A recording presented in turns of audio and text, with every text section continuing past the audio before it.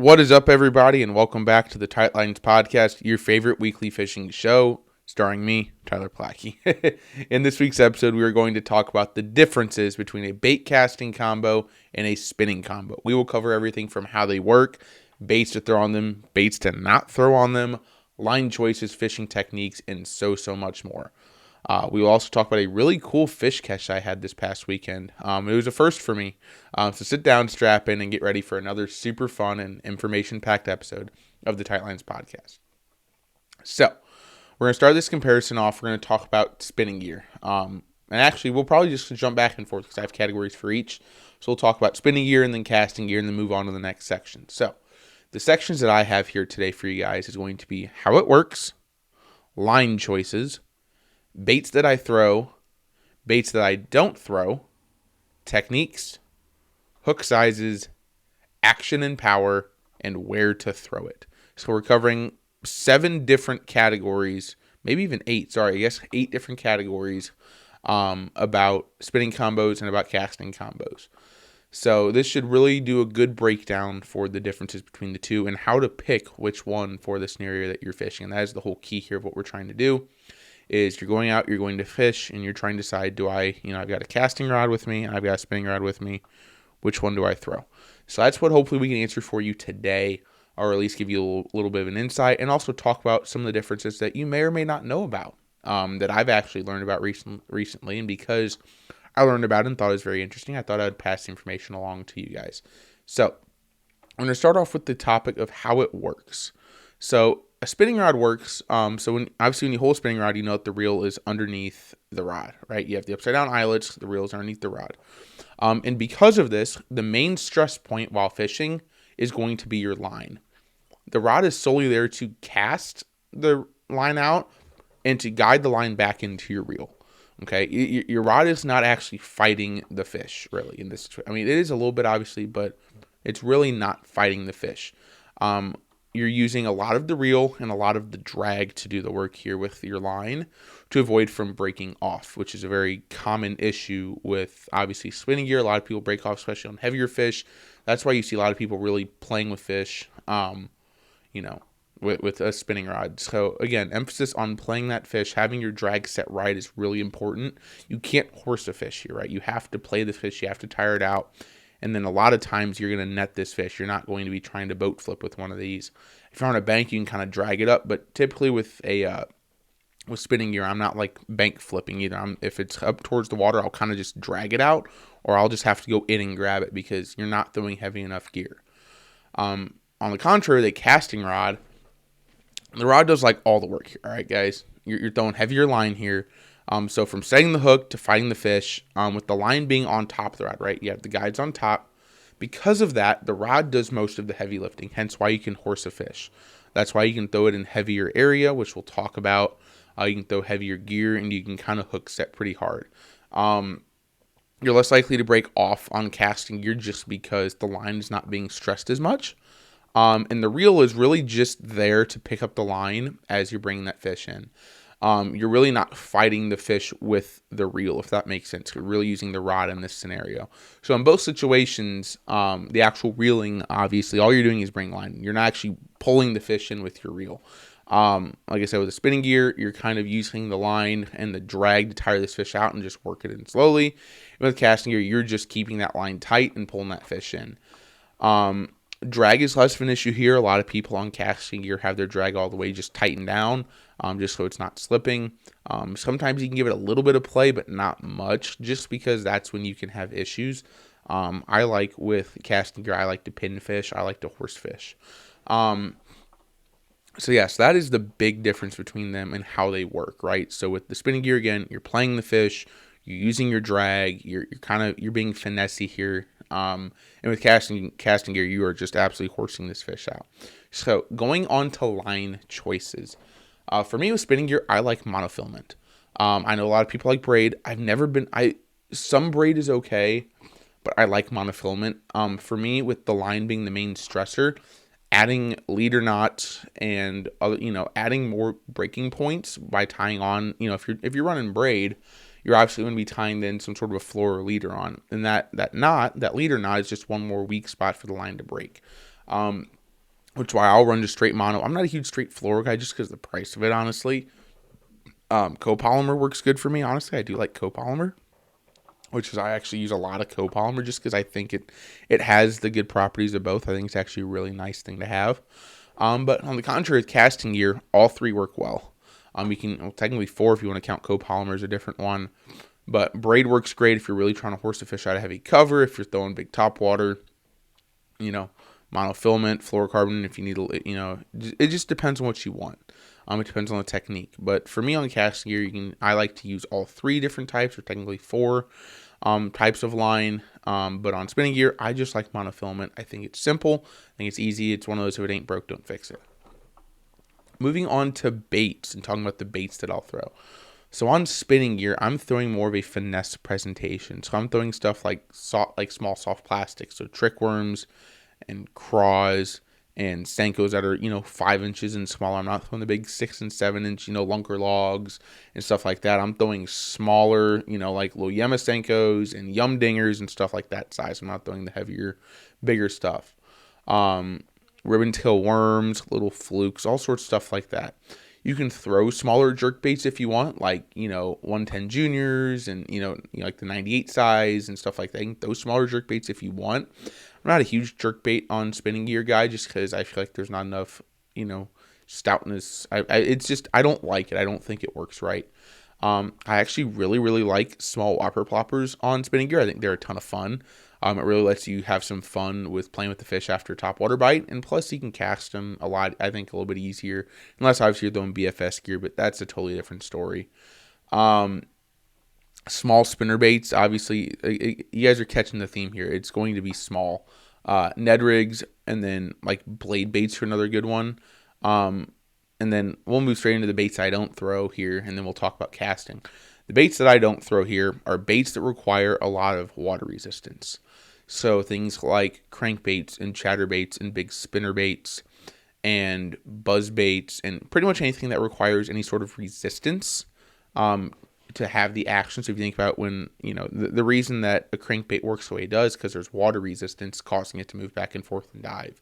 Same thing, that's what gets, the blades going on a big spinner bait, right? A small spinner bait's fine when you're not really having to pull anything through. It's just a little bit. But if you got a lot of resistance, you don't want to be throwing spinning gear.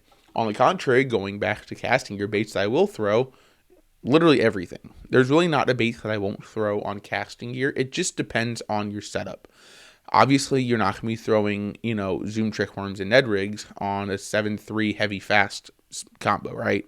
You're going to need BFS gear for that if you're a BFS guy. But again, not a BFS guy, but you can throw literally everything on casting gear. It is especially good for, again, the things that work with water resistance. So buzz baits, spinner baits, crankbaits, jerk baits, chatterbaits, literally anything, big swim baits, Alabama rigs, anything that just requires, water resistance to do the work. Heavy jigs are really good. But literally, like I said, you can throw every lure on a casting rod. You can make the argument that, sure, there's a spinning rod out there that can throw a chatterbait. Yeah. Is it the best for it? I don't believe so. So that's kind of what I like to throw and not throw on each of them. So again, smaller, going a little more finesse on spinning rods. That's kind of the point of them. And we'll talk about that why in a minute, with action and power and hook size and techniques even. And then casting is more of like a power fishing thing for me. If I'm going for bigger baits, stuff with more flash, stuff with more oomph, that's when I'm going to be going to a casting rod.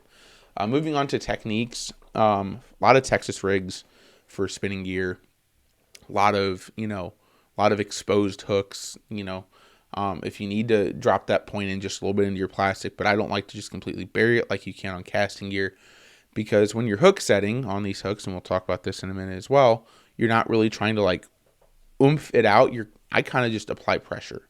We'll talk about that more in a minute, but a lot of Texas rigs, wacky rigs, Nico rigs, drop shots, just very simple, like finessey presentations that, you need a little more, special touch in, compared to just waiting for that bite and then just absolutely hook setting them in the face and pulling them out of the water. On the contrary, going to casting, literally, again, techniques, everything works. You're throwing, you can throw big Texas rigs and big wacky worms. You can throw, big swim presentations and top water presentations And there's, like I said, the possibilities are endless. You can literally throw anything on casting gear. But again, typically I like bigger stuff for casting gear compared to spinning gear. So moving on to the next one, this is where we kind of get deep into the weeds here. We're going to talk about hook sizes. So for me personally, I'm not saying there's a right or wrong answer to this, but for me personally on spinning gear, I'd never go bigger than a 3/0 EWG hook. So for me, and obviously smaller hooks are typically a little bit sharper. They require less force to actually get the hook into the fish's mouth, right?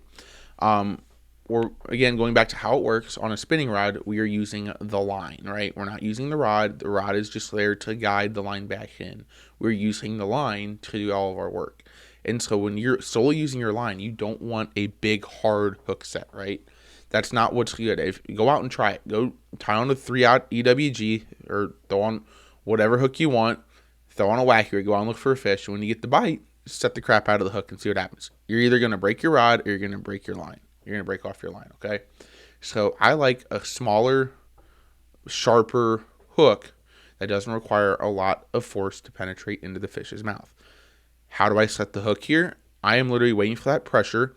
I'm going to let, especially with things like Texas rigs, and if I'm throwing cross or anything, I'm going to let the fish grab it and swim. I'm going to let him take off with it first. I'm not going to be super quick with it. I'm going to let him take it, and then all I'm going to do is just pull upwards. It's not snappy. It's just a nice steady pull up, and you're going to feel that. And you're going to feel the pressure. You're going to feel the fish kind of head shake and swim, and then you've got him. Right? You're just at that point, you're just playing that fish in. Again, we're not trying to whip the fish out of the water here. On the contrary, going into casting gear, you're using big stout hooks here, right? You are throwing in heavy cover, you're throwing on heavy line, heavy gear, and you need a hook that when you set the hook isn't going to break. So this is where I'm throwing, if I'm throwing Texas rigs and I need a 5/0 hook, this is where I'm getting my 5/0 hook set, right? If I'm throwing big, 7-inch or 8-inch long Senkos and I need a hook that's going to, fit that, again, that's why I'm going casting gear, because you're using the rod, you're not using the line, you have heavier gear, typically also heavier line. I understand you're not using line, but you also are, as we've talked about, and you're throwing it on bigger baits, and so you need a bigger hook to get through that fish's mouth. And then you're also going to be horsing them in, and again, it goes back to where we're throwing it, which we talk about at the end. So to wrap up what we're talking about there, hook sizes, smaller and sharper on spinning gear. You're being a little more finessey. You're going to just kind of apply that pressure and just get the hook through its mouth. You're not trying to, you're not trying to catch this fish off guard. You're getting that, you're feeling that bite, and you're just applying the pressure, compared to a hook on casting gear where you are going to hook set the crap out of them. People make fun of bass fishermen, and sometimes we deserve it for like the big, heavy, hard hook sets. But this is where that happens because of the size of hook that we use and the thickness of everything. We got to get that hook through and pin that fish. So that is the big difference. Moving on to action and power. So spinning gear compared to casting gear, typically, and again, this is typically, I have found that the action, the power, it's a little slower and a little lighter in spinning gear compared to casting gear. So, go out to the store or go in your garage and get a 7-foot medium spinning rod and a 7-foot medium casting rod. And look at just the weight difference of what you can throw. Typically on a 7-foot medium casting rod, you're probably on spinning rod, you're 1/8 to 1/2 ounce, typically.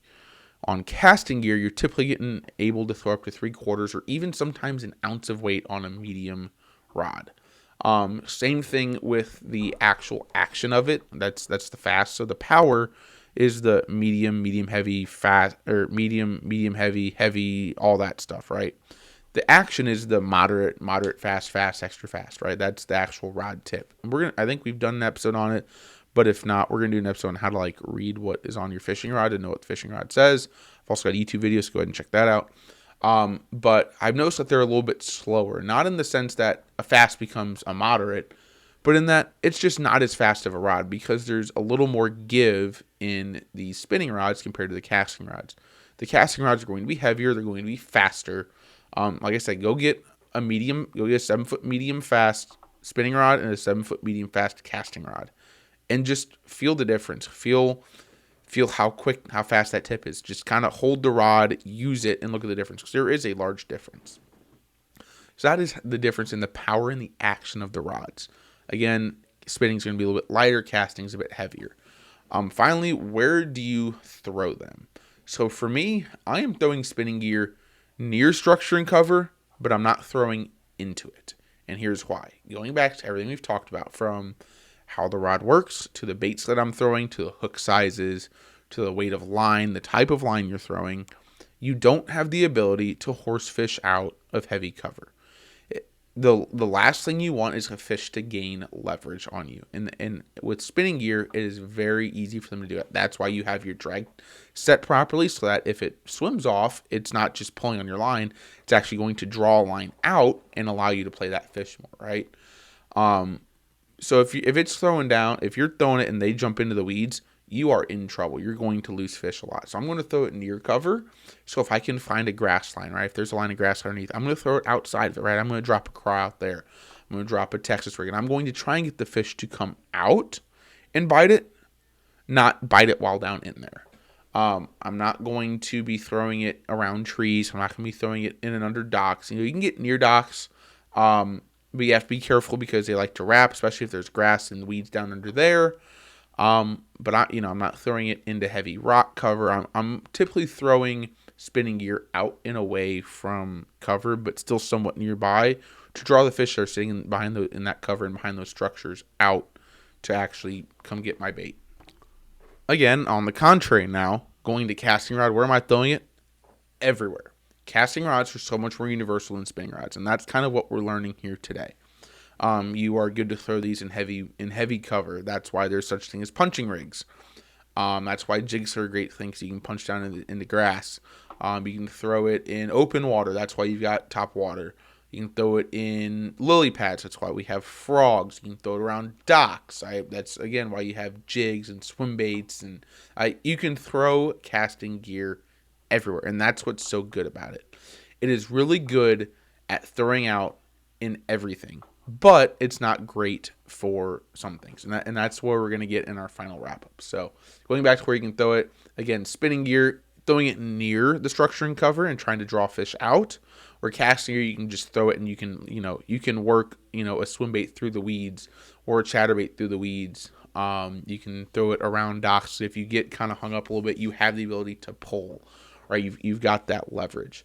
So the overall message today: casting gear is really good to throw like 99.9% of what you're going to do.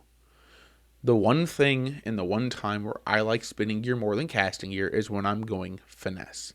I understand that BFS is a huge thing and it's very popular. I don't personally like it.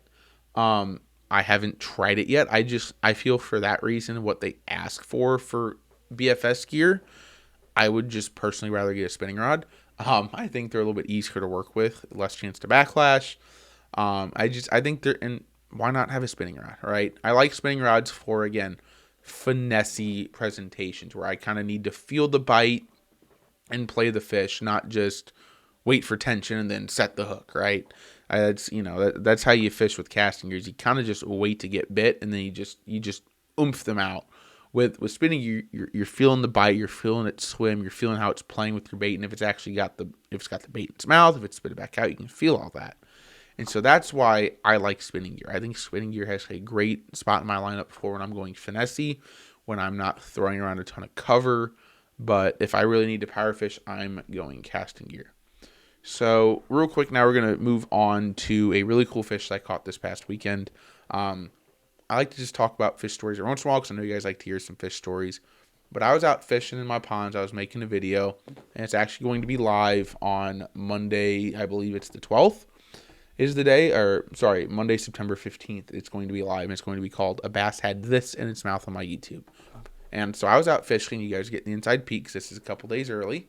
I was out fishing spinnerbaits, doing a spinnerbait video, and caught a fish at the last second, pulled it in, and I'm like, holy cow, this fish got a nice belly. And I pick it up, and I'm looking at it, and I unhook it, and I'm just holding it, and I look down in its mouth, and it's really cool because down in the mouth of this fish, and sticking out of the throat, is the tail of a bluegill that it just ate. And so it's kind of funny to sit there and be like, man, you're still choking down this bluegill, and you are eating my spinnerbait, which shows exactly why I love fall fishing. Fall fishing is all about these fish absolutely pigging out like you wouldn't believe. These fish are trying to bulk up for the winter. They want to be fat, they want to be slow, and that's what they're going to be all winter. And so right now they are aggressive. They're feeding up. They're looking for anything and anything that resembles any sort of bait, whether it's, a shad or a craw or a bluegill or another bass. It doesn't matter. These fish are eating everything. And that is the fun of fall fishing. So it's just really cool to actually, and I've got a picture of it. And again, it's all going to be on YouTube. So if you actually want to see it, go ahead and pop over to YouTube on September 15th. It'll be out at, I believe, 6 a.m. that morning. My YouTube is Tyler Plackey Fishing, and it will be titled "A Bass Had This in Its Mouth: The 20-Minute Fishing Challenge, Episode 9." So thank you guys so much for listening. That is going to be this week's episode. I hope you've enjoyed the episode, and if you have, please be sure to drop a positive review for us on whatever podcast platform you tune in with. We are currently on Apple, Spotify, iHeart, YouTube, and Amazon Podcasts. So go ahead and share that with all your friends. Find us on whatever podcast platform you're on. Drop us a follow on those platforms. That does help out the algorithm as well. Also, please be sure to drop a follow on my Instagram and my YouTube. Both are titled Tyler Plackey Fishing. You can kind of keep up with some cool stuff. I just posted a picture. There is a picture on my Instagram, on my fishing Instagram. If you want to see the fish that it's called the other fish, it is right now the most recent picture I posted. So go ahead and check that out as well. There's other cool pictures and videos on there of things that I'm doing. So hopefully you guys will check that out. You can DM me suggestions on there as well for the show. Ask questions for the tackle box, which we'll bring back at some point. Or you can just kind of chat with me. We can talk fishing. We can talk life. We can talk whatever you want to talk. Again, you can go to my YouTube and give that a follow as well. If you're listening to this on YouTube, congrats, you already found the channel. Just hit the subscribe button real quick. I would appreciate it. So thank you guys again so much for listening every week and dedicating your time to the show, as I really do appreciate all of your support. You guys tuning in, obviously, is the reason I do the show. It's a ton of fun to put on. It obviously takes a lot of work, so you guys enjoying the show is always great for me. And it's very rewarding for the time and effort that we put into this. So thank you guys so much for watching, and until next time, you guys, tight lines, y'all.